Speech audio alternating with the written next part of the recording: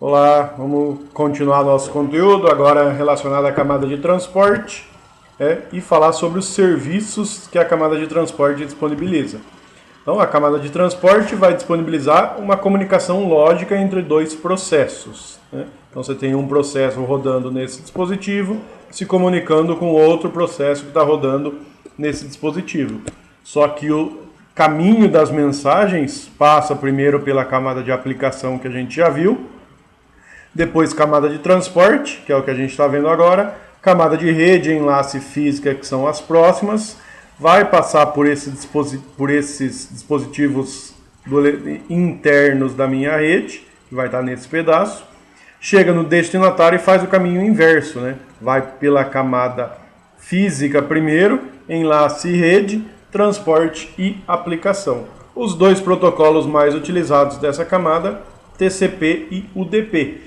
E o dado que é transportado nessa camada é chamado de segmento, né? Então, o dado que é transportado na camada de aplicação é uma mensagem, na camada de transporte, um segmento, na camada de rede, um datagrama e na camada de enlace, o quadro, até chegar na camada física, que são os bits propriamente dito.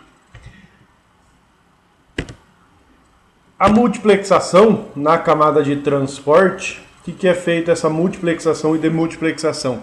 Lá das primeiras matérias lá de arquitetura, a multiplexação e demultiplexação aqui na camada de transporte é para entregar os segmentos, que é o dado que é transportado na camada de transporte, para o socket correto. Então, um processo, pensando nessa representação aqui, um processo cria um socket que é um canal de comunicação entre dois processos. Esse socket vai mandar uma mensagem para outro socket, fazendo esse caminho. Só que ao chegar nesse pedaço aqui, que seria a camada de transporte, ele tem que saber para qual dos sockets, por exemplo, se é para o processo P1 ou para o processo P2 que ele está fazendo isso daí. E do mesmo jeito, vou colocar aqui em amarelo agora, esse hospedeiro ele pode ter vários processos se comunicando. Então ele tem que recolher todas as mensagens que os processos estão comunicando e mandar para o hospedeiro correto. Ou se é aqui hospedeiro 2, ou se é para mandar uma mensagem para o hospedeiro 3. Então a multiplexação é colher isso daí para enviar para o destinatário e a demultiplexação entregar para quem é o destinatário correto.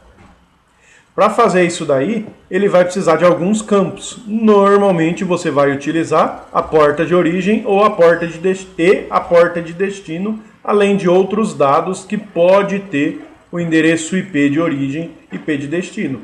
Aí essa multiplexação e demultiplexação, ela é diferente no TCP e no UDP.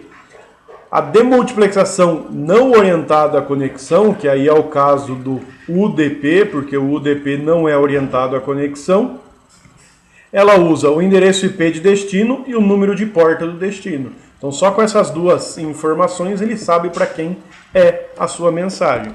Nessa representação aqui, então por exemplo, o P2, processo 2, está se comunicando com o processo 3. Ele manda uma mensagem indicando esse SP é a porta de origem. Então o P2 aqui está se comunicando pela porta 9157 e está mandando uma mensagem com destino nessa porta 6428. A hora que chegar isso daqui nesse ponto, que é a camada de transporte, ele vai saber que é para o P3. Mesma coisa se o P1 desse lado aqui for mandar uma mensagem lá para o P3 também. Ele vai mandar essa mensagem e vai indicar a porta de origem que ele está se comunicando é essa. A porta de destino 6428. Quando o servidor aqui no caso, que é esse elemento do meio, for responder, ele vai indicar a mesma porta de origem, que é esse 6428 aqui, 6428, e responder para a porta que enviou. Então, vou colocar em amarelo aqui, ó, é a porta que ele vai responder, ele está respondendo pela porta 6428, para a porta 9157, que foi o que esse P2 aqui enviou.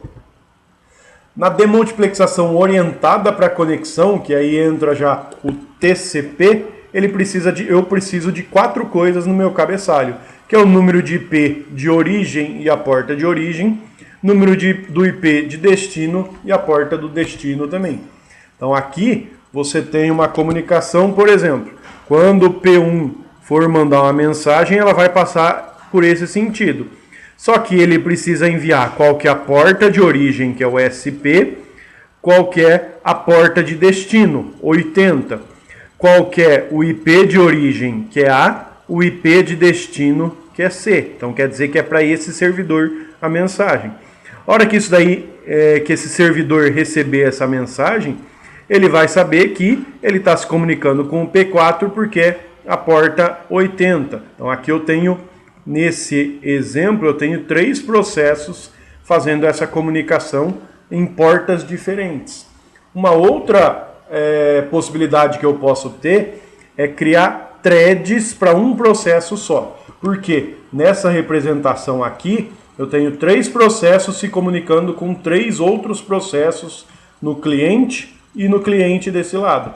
Só que se eu faço um processo só, que seria esse P4, faço ele ter 3 threads, cada thread criando um socket aqui e se comunicando com os outros destinatários, isso daí fica mais fácil de gerenciar, porque uma thread ela é mais fácil de você criar e destruir. Então por isso que ele fala de um servidor web thread, porque o P4, que é o servidor, a hora que ele recebeu uma mensagem de um cliente, ele cria uma thread para responder especificamente para esse cliente. Terminou de responder esse cliente, ele finaliza a conexão e espera novas conexões. Se chegar uma nova, cria de novo uma outra thread para responder especificamente para esse cliente.